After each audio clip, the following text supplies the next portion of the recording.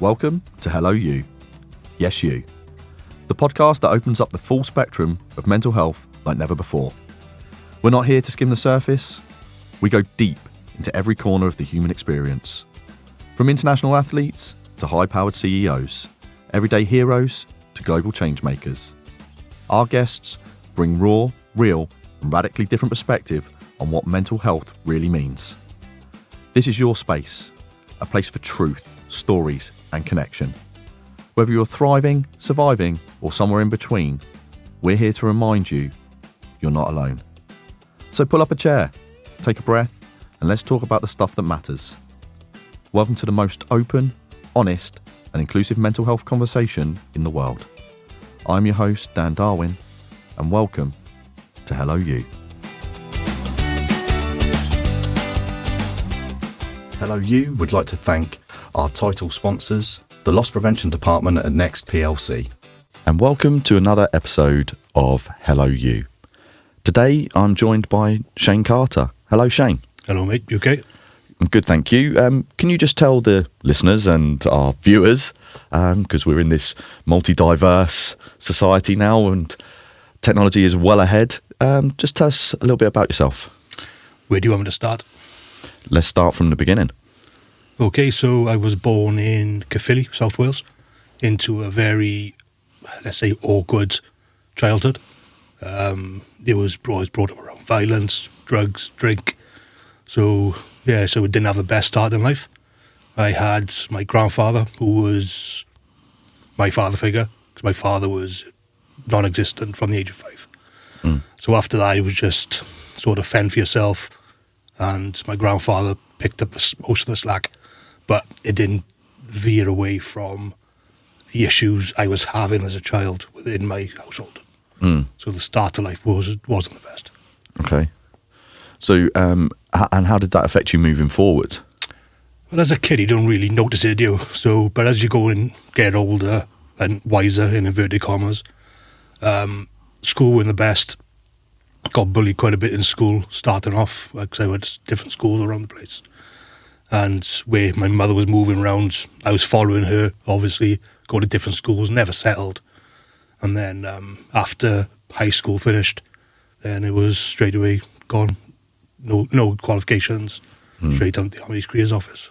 Okay, so you joined the Army, and what was that, 16? Yep, 16. Okay. Tell us about your Army career then. Well, I joined late 2000, Cardiff Careers Office, and I enlisted in Welsh Guards. I was put in training pretty quickly. So I'd done my first phase 1 training in Purbright, which was 12 weeks. Big shock to the system. Didn't know a lot about the Army, to be fair. Didn't have much family background of the Army, only my great-grandfather who was in World War II. But apart from that, no one else in my family had served. And I was sort of the first one to take that leap. My mother couldn't sign the papers quick enough to get rid of me. So, I was down there, went training, 12 weeks in Purbright. Short, sharp shock to the system as a 16-year-old. And then passed out of phase 1. And then went to phase 2. And then 16 weeks in Catterick in North Yorkshire. Again, a massive shock to the system. Great for me, miles away from home. 3 square meals a day. Getting paid to do stuff which you wouldn't normally get paid to do as in phase 2 training. Done a bit of adventure training in that time as well. So quickly that was the career path I wanted to go down. And that's where I ended up. Okay, so tell me about, obviously your childhood was tough. Yeah. Mental health wise, through that period of your life up until 16, joining the Army, how were you feeling? What were you feeling? It's quite a difficult question to answer, because you know yourself, mental health back in those days in the early 2000s was frowned upon, and either frowned upon or no one knew what it was. You were either just a little or so you didn't have a clue what it was. But mentally, looking back now, I probably felt deflated, unwanted, and my grandfather died when I was just joined the Army, so that was a massive thing for me to take over as well. Okay, so you've joined the Army, short, sharp shock to the system, like you say, 16 years old. You've obviously lost the person you saw as your father figure as well at the same time. So that must have been a really tough period for you in terms of your mental health, in terms of trying to focus on what you were doing. It was, but at the same time, you're so busy in training that you don't get time to think. So even getting woken up early hours in the morning, so you don't really get time to think about it. But when you're on downtime, that's when you sort of reflect on it. Because he always said to me, he knew I weren't the brightest in school anyway, and my grandfather always said to me, he said, the best thing you can do is go and join the army. That's what I done. Okay. So you finish your basic training. Yep. What happens next to Shane? So I passed out to phase 2 training. I joined the 1st Battalion Welsh Guards in Aldershot. And the battalion at the time were in Bosnia. And I couldn't go because I was too young and they were on the way back anyway. So it was a good time to join. Well, not really, because being a crow and the boys just come back from operations, sort of like the new guy for months and months. And so it was a weird time to join. But I quickly got integrated with the boys because when they came back, if you remember back in 2002, the firefighters went on strike. And the boys who came back from Bosnia had all the leave taken off them and told you doing the fire strikes. So that's how I was quickly integrated into the battalion. And we'd done the fire strikes up in Coventry. So that was my first bit of work I'd done within Welsh Guards. So did the army become your surrogate family? Massively, yes.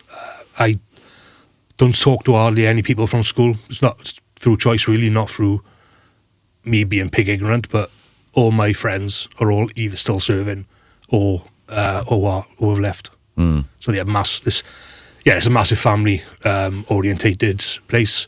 It's I explain to people, being in the army is like a self-contained city. Like you've got everything there for you. You like your own business within a business sort of thing. It's weird setup trying to explain it, but yeah, you live and breathe the army when you're in, and that's where you pick up all your best friends, and they are your family.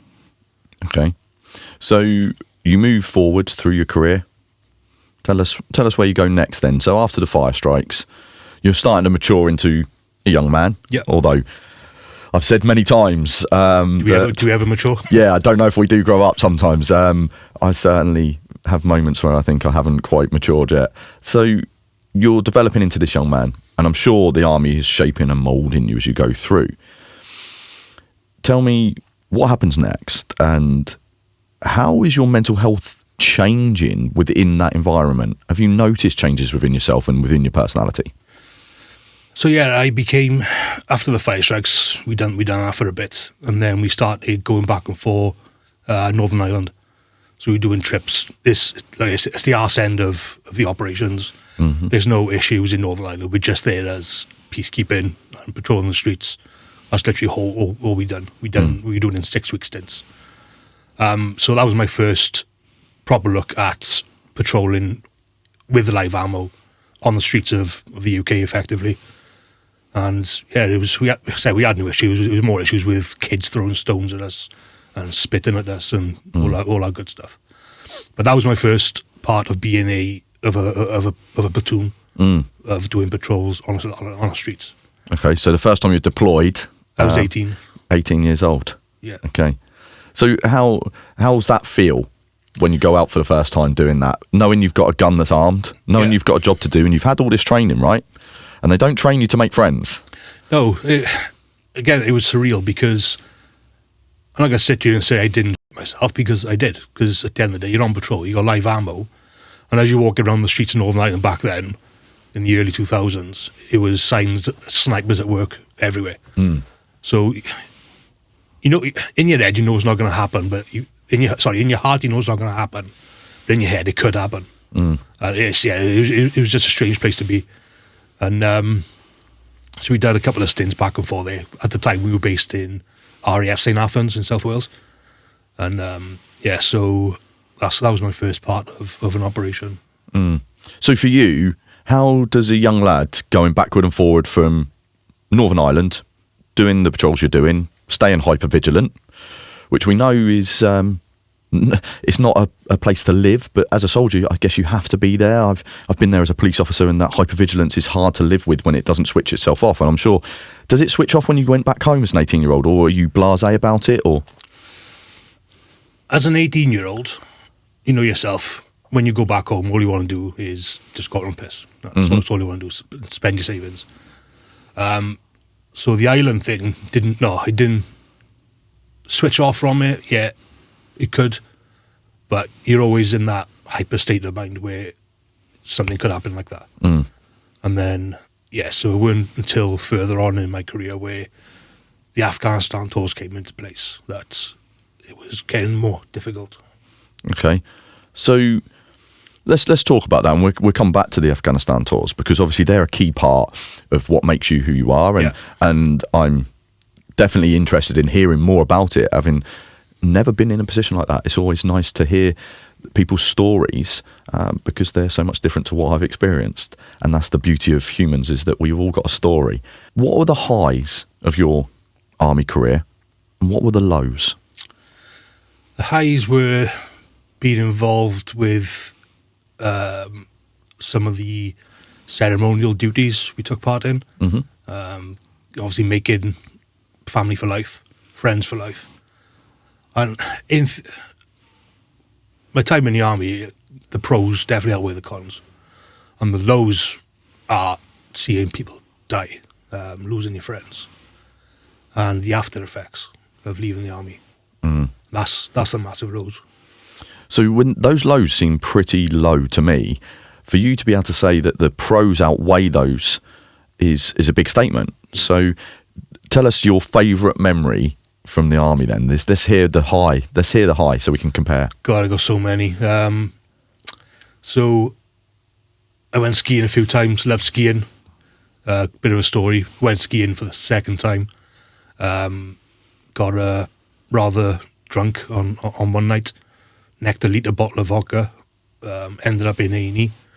And because I got quite a high pain tolerance, they thought that I was disabled because I'd injured myself. Because they kept prodding me with this probe in my back to wake me up and pinch points. I just wouldn't wake up because I was so pissed up. And for the 5 days I meant to be skiing, I was in hospital for 4 of them with alcohol poisoning. So that's always a story I look back on and laugh at the time. It wasn't funny at the time, but we were in this quite a posh place in Les Arcs in France. And after I necked this bottle of vodka, all I can remember is crawling out of my room naked with a family of 4 walking down the corridor, and I'm crawling towards them like the Walking Dead, asking for help. And straight away the police and the ambulance came up and took me away. So. Okay. So obviously an army tour that ends up with a bit of recreational time. No, it wasn't a tour. It was just adventure training. So every battalion battalion regiment go through adventure training, and they go skiing. I've been sailing a few times around here actually, and that was my first bit of memory with the army side of life. Loads of eyes, mate. Even being on operations is a good thing. I've done a load of ceremonial duties. I've done Prince William and Kate's wedding as a streetliner. Okay. I've done 3 or 4 Queen's birthday parades, trooping in the colour. Yeah. Escort to the colour once. So they're all good memories. Yeah. Things you look back on now. I watch it now, and I think, oh the bloody hell did I do that? Because you're standing still for hours on end and you just can't do it. Yeah. But I managed to do it somehow. Okay. So obviously you've done some tours in the Middle East. Yeah. How many tours were there? 2. 2 tours? Both to Afghanistan? Yes. Okay. What happened leading up to that? Because obviously you get told you're going to be deployed. The first time, it was pretty much last minute. We were currently in Bosnia, the battalion. I was part of the intel, which does all the intelligence in Bosnia. And at the time, I was in the mortar platoon, and there was no requirement for mortars in Bosnia because it was not an active war zone. It was just the back end of the current operation where we do ARP harvest. Basically, ARP harvest is an operation where you gather up. Again, I'm not All this is on the web anyway. So ARP Harvest is an operation where you gather intelligence on local gangs, bundle up all their weapons, take them all off them. But that's basically what we've done for 3 months. So we deployed to Bosnia. So like I said, the mortar platoon was not required for that time. So they broke us up, and some of the boys went to Recce, and other boys went to COP, close observation platoons. And other boys then went into INT, which is where I went, and worked in the incel for a few months.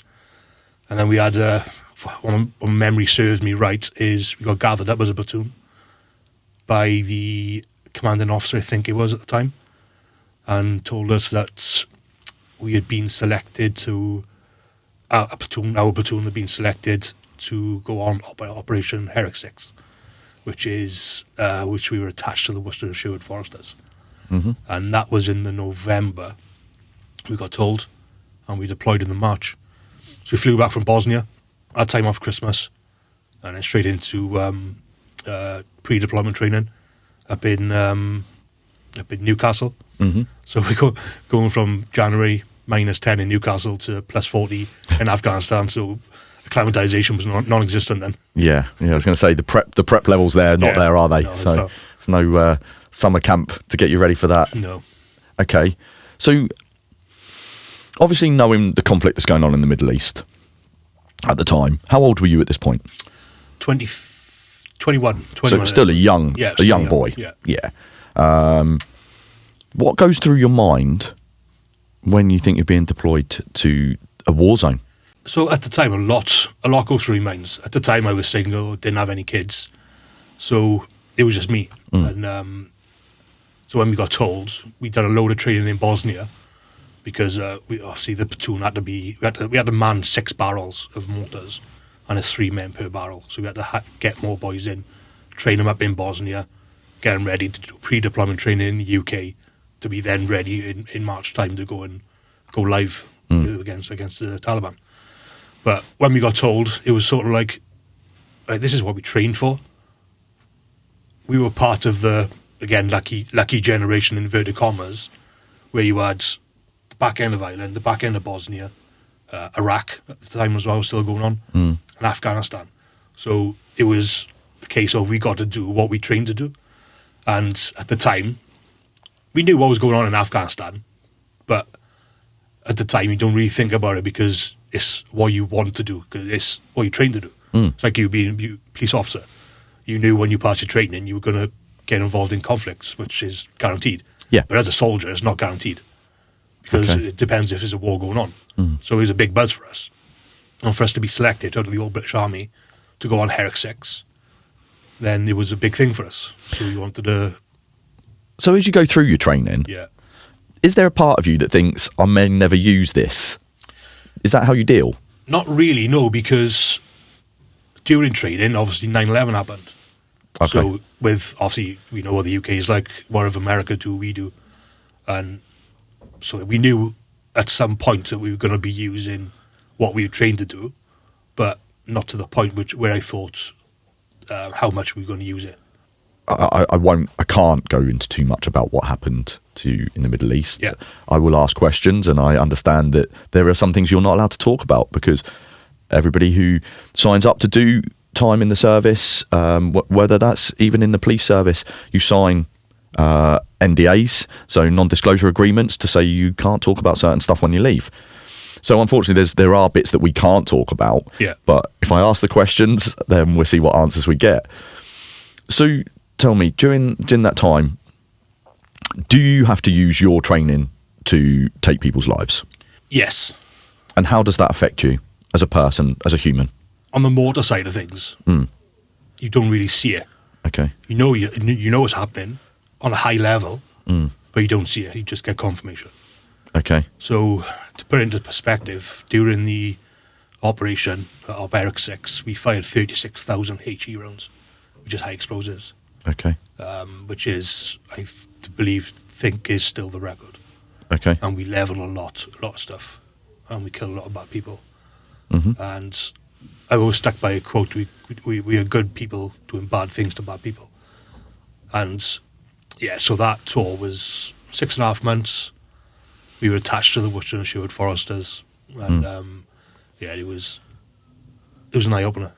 Yeah, how do you cope in a war zone? How do you live? So you get put in FOBs, which are forward operational bases. So it's basically it's a house or a compound which we take over from either the locals or we clear the Taliban out, and we take over those buildings. The engineers then will build up some HESCO bastion walls, which are ballistic proof, and they stop RPGs. And basically, you're in a self-contained building, and you're on a high state of alert at all times. Yeah, because that must have an effect, though. You're on a high state of alert all the time. Yeah, massively. You're around the same people all day, every day. You get 2 weeks R&R in between the tour to go and unwind, go home and take your frustration out on everything else, and then you come back and you're back into it. And so it is. I was at the time we had I can't say who it was, but we had an attachment in our compound which now and again I'd ask if I could go on patrol with these guys just to get out. Get out of the compound and do a bit more basic soldiering with these boys. Okay. Which was it was a good thing to do, and I go away with them for 3-4 days at a time, do a couple of operations with them, and then come back to the FOB and carry on motoring. Okay. So you do your first tour, 6 months. Yeah. Shane as a person now, how is he? Changed. Tell me. So during that tour, there was quite a few fatalities within the Worcester and Sherwood Foresters. No Welsh Guards fatalities, but you're hearing of these. You're with the Worcester and Sherwood Foresters, and I don't want to sound heartless, but it doesn't affect you as much as it affects them because you don't know these people. But it's, at the end of the day, it's still a fellow soldier being killed. So I got back from Herrick 6, and at the time we were based in Wellington Barracks in London. So we got back. At the time, first of all, so we come back, long hair, blonde, slim, no hair, no fat. And we got back to camp, and one of the first things someone said to me, I'm going to say who it is, but one of the first things a person said to me, "You look scruffy, go and get a f***ing haircut." I snapped. You don't want to hear that. I'd literally been back in the UK for 4 hours. That was the first thing someone says to you. In terms of the reaction there, Yeah. what part of that was the tour? What part of that was the tour? I think it's just the longevity, where you've been away from civilization for 6.5 months, 7 months, and you come back and you're thrust straight back into Civvy Street. There was no decompression phase at the time, so it was literally get on your flight to Kandahar, fly back to Brize Norton, and Brize Norton to London. And then at the time, because we were the first Welsh Guards to fire live mortars in anger for a long time, it was a big song and dance made of us. We had our medals presented to us by then Prince Charles in the Guards Museum, which was again a proud moment. Yeah, another high. Yeah, we literally spoke to Prince Charles as just face to face with him, like a normal person.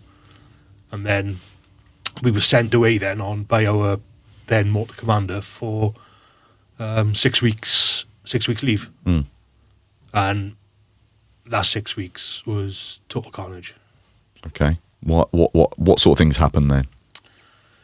A lot of fighting. Okay, Getting pissed up. Yeah. Anger issues. Okay. But at the time, because I'm still young, Yeah. I'm not digesting it as mental health issues. I just think it's normal. Yeah. Because you're desensitized. Okay. And so yeah, I had a lot of issues with that 6 weeks. It got to the stage where I was glad to go back to work. Right. Okay. Just to keep me out of trouble. Yeah. But yeah, it was a good 6 weeks, but a tough 6 weeks. Again, at the time, my relationship with my mother weren't the best. Still not now, to be fair.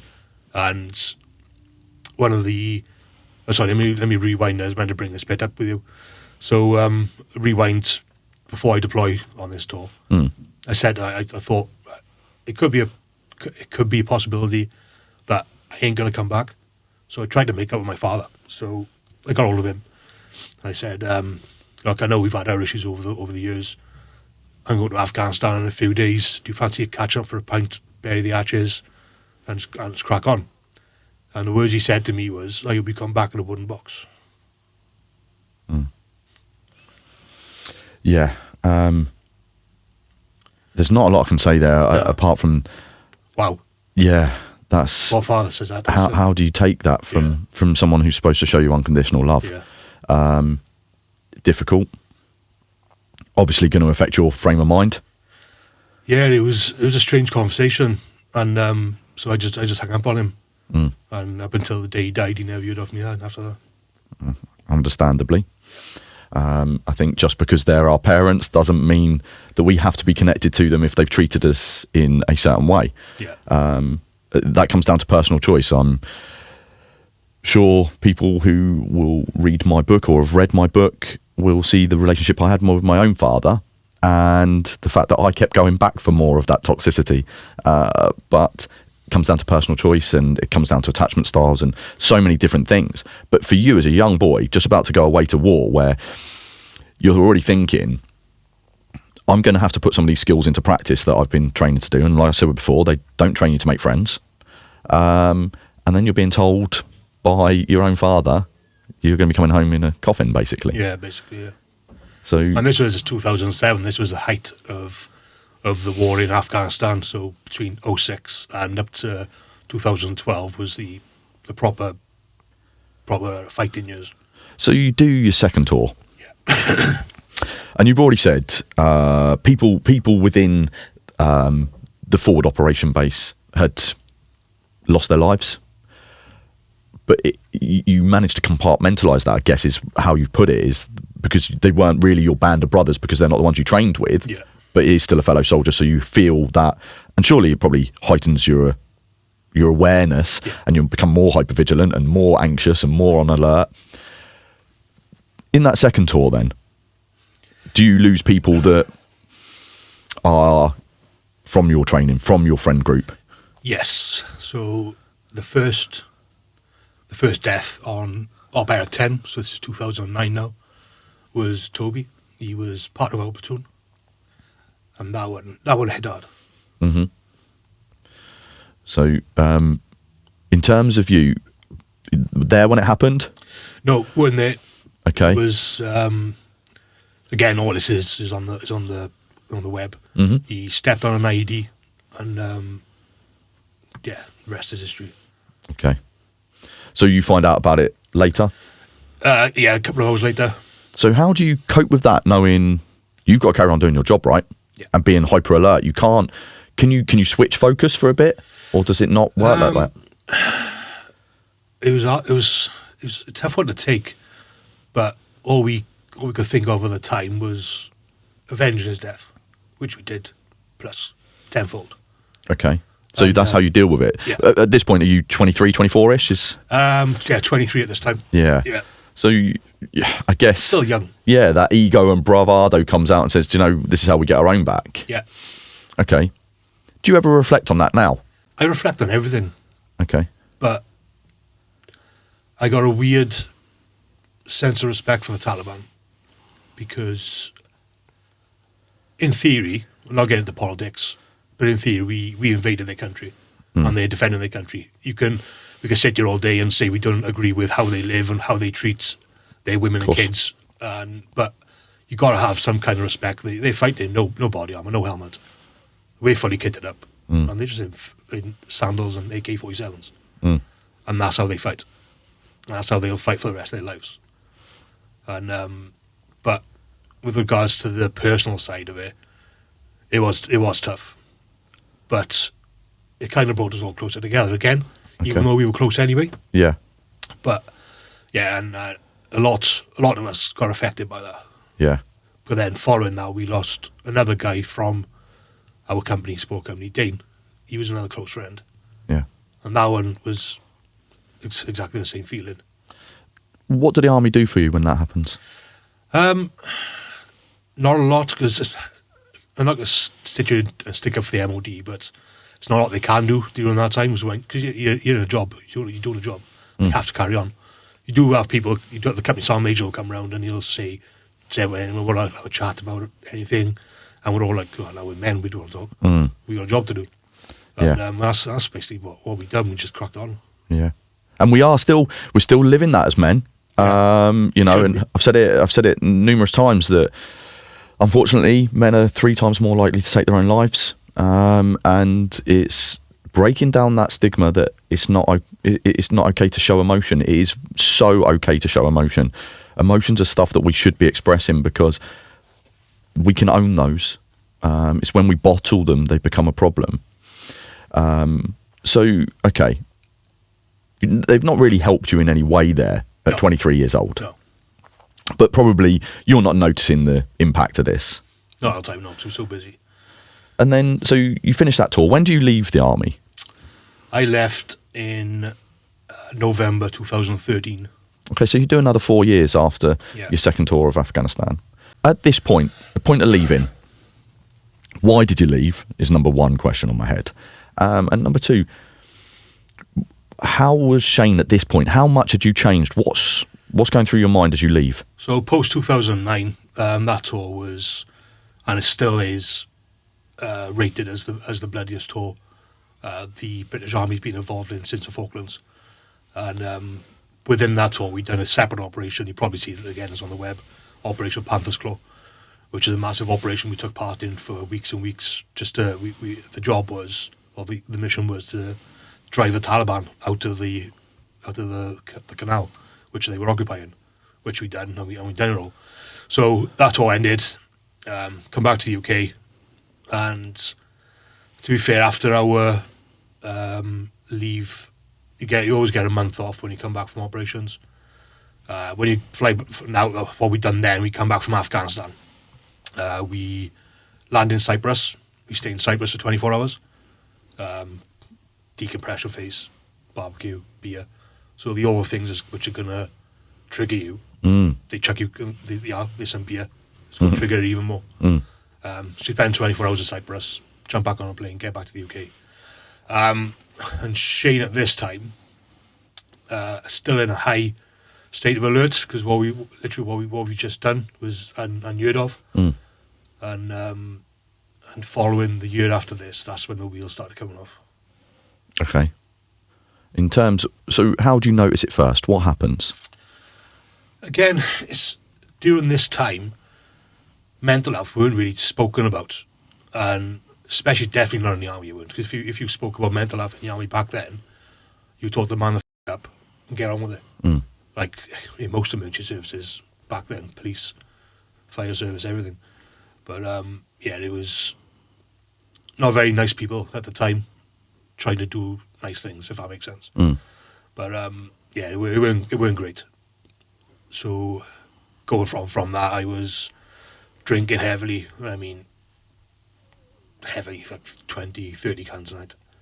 And I got put into a mental health hospital in Camberley, I think it was. Yeah, it was definitely in Surrey, because I was based in Aldershot at the time. And I was put in there for a month because I was branded as an alcoholic and a threat to my own life. Okay. I was put in there because I attempted to take my own life one night. And in the years following on from that, the battalion went on another operational tour in Afghanistan, which I didn't go on, and I went to the recruitment for a year, and then the government launched the redundancy scheme for the British Army, and I volunteered for it, and that's how I got out in December 2013. Okay, so I'm going to take you back to suicide. I know it's a tough subject. Having been there, I know how hard it is to talk about it, how hard it is to verbalise it.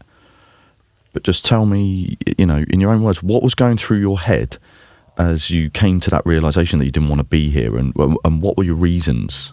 Just, it's hard to put a thing on it. There's quite a few things going on at the time. Me and my wife were separated for a year. So that had an effect on me as well. My course. boy was young. So one night I just thought, I've had enough. So I sunk 30 bottles of Stella and swallowed about 30 odd paracetamol. And I was found in my room by the guard commander because I left a note and everything. And I was taken to the hospital, stomach pumped. And you know yourself, the guilt the next day. It was I always say there was a reason why I survived, and I say the same to you, and I think this is why, it's so you can share the story. And we can help other people that are struggling, you know, from different walks of life. So you've had that. You pretty much know at that point your army career's done. Yeah. There's no way you can face that anymore. No. So do the army give you any support as you're leaving? In terms of, because you've had this suicide attempt and you've already been committed to a mental health institute for a month. What support do they give you as you're exiting now into the real world? What I will say, during that month I was in a mental health hospital. I didn't get one visit of any rank. The boys would visit me, I see the boys, but no one from a senior level up visited me at all to check how I was. Okay. Don't know why. I still don't know why to this day. But yes, what was your original question? Mate? What other support do they give you as you leave? So as we left, a load of us left at the same time because it was a redundancy. We basically had a veterans badge given to us and marched out, and that was it. It was you have a paper trail to do before you leave, where everybody signs you off, give you kit in, all that crap. And then you go on commanding officer's memoranda, thanks for your service, here's a veterans badge, off you go. And that's it. Okay, so this is 2013, so you're 26, 27? Is that right? What am I now? I'm 40 now. 30. Okay. 30, yeah, 30. Okay. So still relatively young. Yeah. So you've been in the army for 14 years? Near enough, yeah, 13 years, yeah. So what's the difference between Shane that's joined up and the Shane that's leaving? Good question. I left as a boy. I joined as a boy, left as a man. It's what I knew. I didn't know anything else. More well-rounded or less? Or it gave me a good life. Mm. It gave me a sense of purpose. Mm. Got me away from the toxic family environment I was brought up in. And I've made friends for life. But it's a lot more help out there now for the boys who were leaving. Not so much when I left.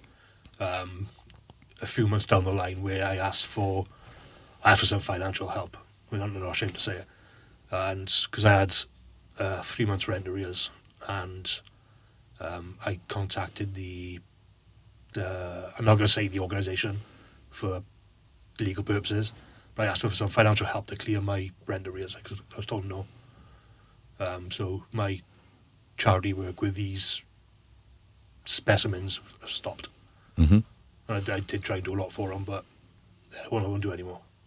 So you've obviously had this real mental health diagnosis and issues prior to you leaving the army. We know those don't go. No. How do you phase back into Civvy Street, which is hard enough as it is, and deal with the mental health issues that's going on? Because they're still there, right? Yeah. So I was diagnosed after I left the forces. Mm-hmm. And what was the diagnosis? Yeah, PTSD. PTSD. Yeah. And the transition was very, very difficult. A lot of the boys struggle with the transition. I did. But a lot of the boys also do a lot of job hopping. So they don't settle into one job, where I did. Even though I settled into a job, the transition was still difficult. Family life was difficult because they're not used to seeing Daddy and Shane all day, every day. They used to see me 5 o'clock on a Friday afternoon. And I'd be gone at 9 o'clock Sunday night, unless I was on annual leave. And so that affected me and my family a lot, with me being around all the time. And I was losing my my head was going all the time. Outbursts, and it was I weren't a pleasant person to be around for my family at the time, which was difficult because my wife is a rock. And what are your coping strategies at this point? None. Drink. Alcohol. Yeah. Which we know is probably the worst thing that we can do in terms of, we know if someone come along and said we're going to make alcohol tomorrow because it's never been invented and we've got this liquid, it's not going to be legal because of the detrimental effects of it. You know, the imbalance in hormones after you've drunk, the fact that it is the world's biggest depressant. Yeah. So you're using alcohol, and what levels are we talking about now? Are we talking alcohol misuse? Are we talking harmful to your body? Oh, yeah, alcohol misuse, yeah. So at the time I was getting into rugby coaching. So I was coaching a club from under 12, no, under 11s, and my boy was playing at the time. So I volunteered to be a coach, and then so we play on a Sunday. As soon as we stop on a Sunday, 11 o'clock in the morning, I was on it. I was on it all day, every day then. I wouldn't drink in work. As soon as I come home, I'm drinking straight away, and I would drink until I pass out. Okay. So very heavily. How long does this go on for before you seek any sort of help? At this time, I'm not feeling sorry for myself. I'm just thinking, you know, I just carry on as I am, because I don't care. I don't care about anything anymore.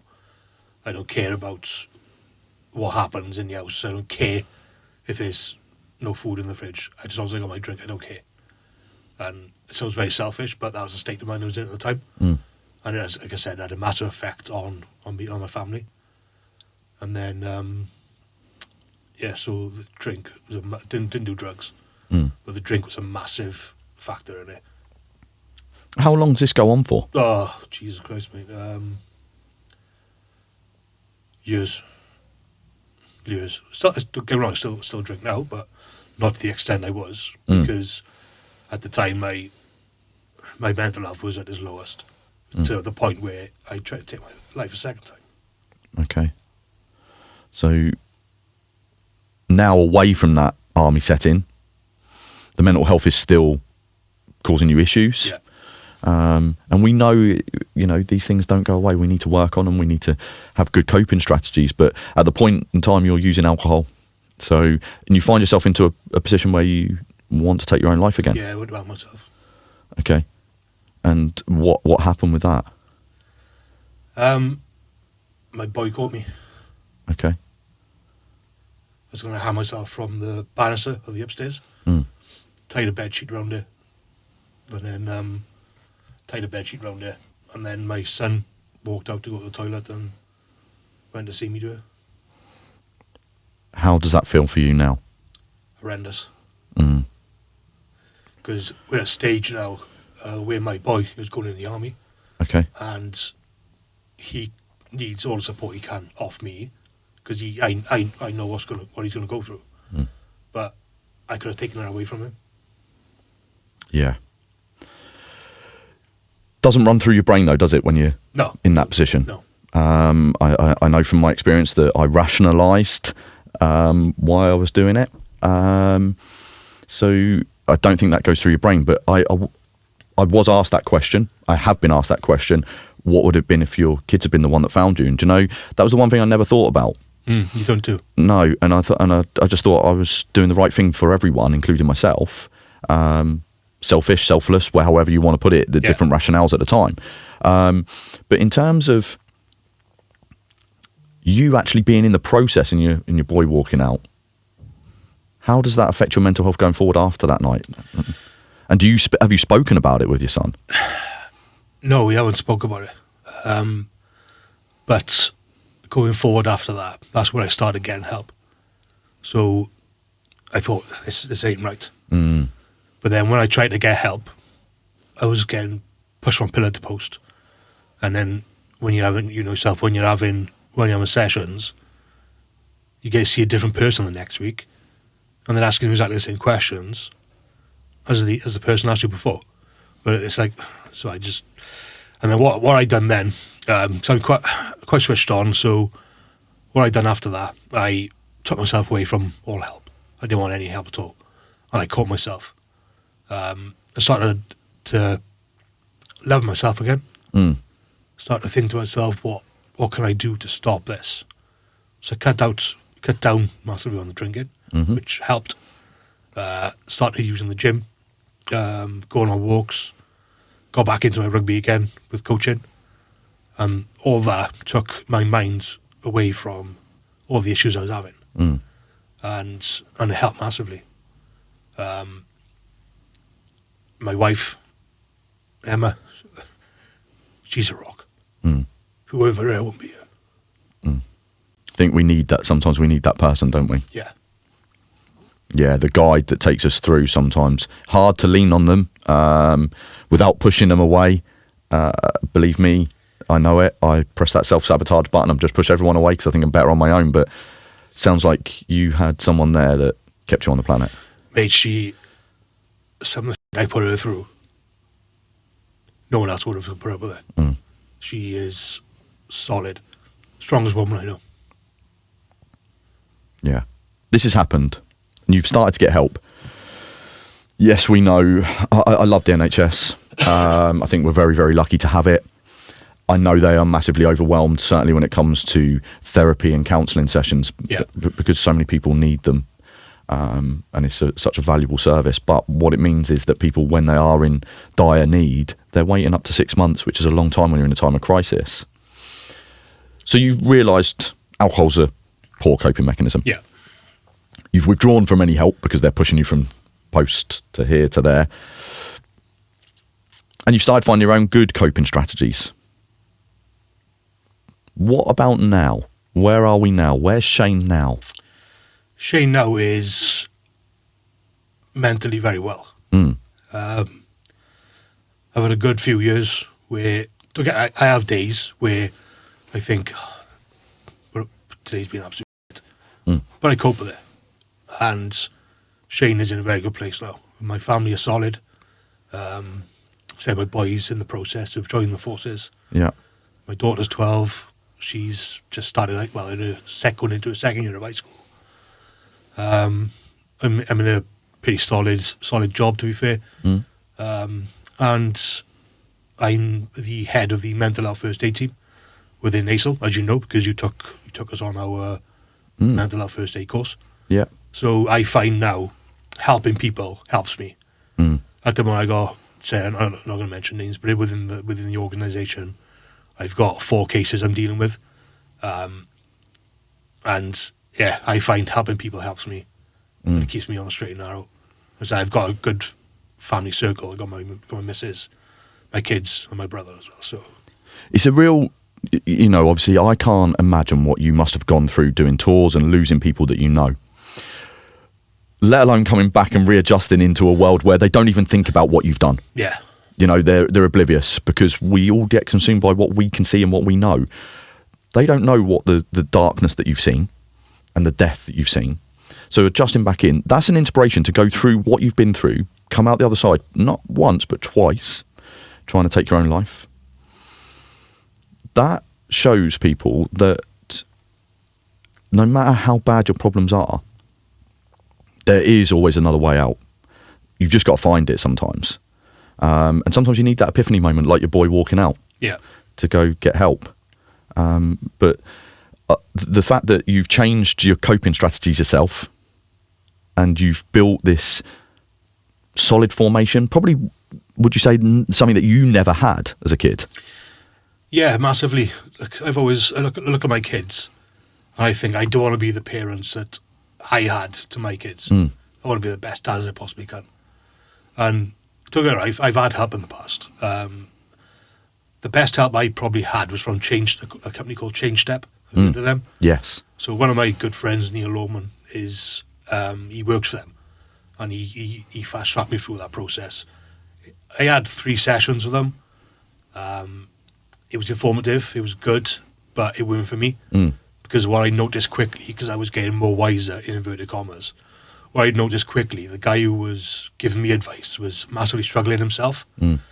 So I noticed the guy who was helping me was struggling, so I didn't want him to struggle even more. So I said, look, just cancel my appointments at the moment because he's struggling. You haven't got the manpower to give me anyone else, so just leave me for now. If I need you, I'll come back. and I haven't gone back. So it's a big shout out to Change Step. They are probably the best organisation at the moment. Okay. So young Shane probably never knew what was going on inside him. No. Never. You've got the ability now to reflect, and it's obviously shaped your life. Yeah. And you want to help people, which is admirable. And it joins what I want to do, what I'm doing with this podcast, what I'm doing with my online coaching, trying to help people navigate life, because life is tough. I think it gives us another layer of empathy because of what we've been through. Yeah. I think we can see things a little bit differently. It almost becomes a superpower that I agree with that. You sort of think, I can't put myself in your shoes, never.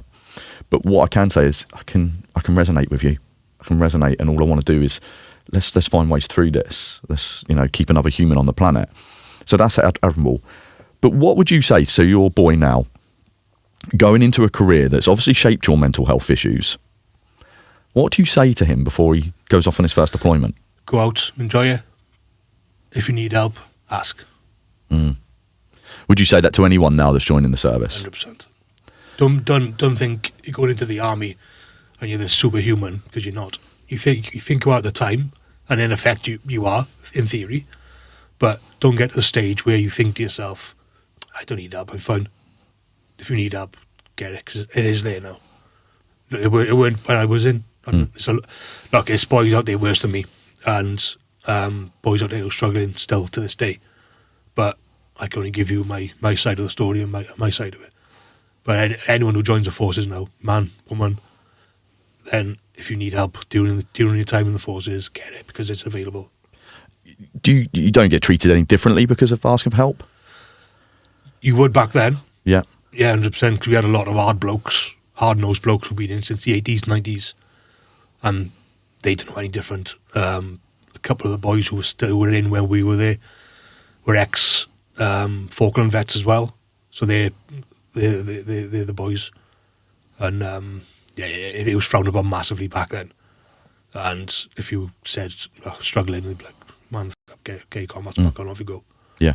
But it's not now, I don't think. Well, I've still got a lot of friends who are still in the army, and they said the coping strategies and the help is a lot better now than what it was. So we are learning. Yeah, we are learning. Yes, slowly but surely. Yeah. So we got one of the Dean Hughes, Captain Dean Hughes. He's now the welfare officer for the battalion, and he was in while I was in. So he's doing a lot with the boys now and helping where he can. So they got a good process and the right people in the right places in place, which is good. I can't speak for any other regiments, but that's for my battalion, that is. It's been really interesting to hear your story, and obviously it's been interesting as well to find the depths you've gone to but still managed to come back from, and still have this hunger and passion to help other people. That's been a key takeaway for me today, is that desire to help people's there within you, and I can see it. I can see the passion. I was lucky enough to teach Shane mental health first aid, and from the first minute of that lesson he was attentive. You could tell he wanted to learn more, he wanted to improve his knowledge, because he wants to take it away and help people, and I could see that in him. And sitting across the table from him now doing this, I could see the passion, I can see some of the sadness, some of the stuff that's still coming out, and it's there, and you still have to deal with it on a daily basis, right? Yeah. So at the beginning of the year, we spent a lot of time together, and we spoke in depth about this. Yeah. Quite a few times. And I've done the mental health first aid course a few years back, and that was with Mental Health First Aid England. But when I done the course with you, I thought I knew a lot, but whereas I knew very little. But again, I'm not plugging your course, but I am. But your course is personal to you, and it's informative. So it was a great course to go on. And like you said, my passion is mental health first aid for me. It's something I want to do full time, but it's getting the time to do it because I've got a very busy job. Yeah, you have. But it's something. It is my passion. Okay. So one last message to anybody out there that's listening that has served or is thinking about serving, or just in any general walk of life, and they're struggling. What's your last messages that you want to say to them? There is light at the end of the tunnel. It is, and I'm evidence of that. So are you. If you're in the army, enjoy that life, because it only happens once. So try and make the most of it. Try and do your full time, because at the end of that 22, 24 years, you're subsidised handsomely financially. And if you're struggling while you're serving, again, get help for the correct means. There's loads of charities out there. Again, Change Step is one of the best ones, probably is the best. And people who are just generally struggling in everyday life, there's a lot now in it, because obviously we don't know what's going on in the world. Yeah, scary place. Actually, it's a scary place to be at the moment, wherever you live in the world. If you've got family and friends, use it, because that's what helped me. My brother, my mother, my missus, been solid for me over the years. And again, if it weren't for it, I wouldn't be here. So if you get to a stage where you think you can't go on anymore, you can. Just got to find that help. We sometimes are more resilient than we give ourselves credit for. 100%. But sometimes it's the bravest thing is to try and push through. Especially as a man. Yeah. But I appreciate you. Thank you for coming on.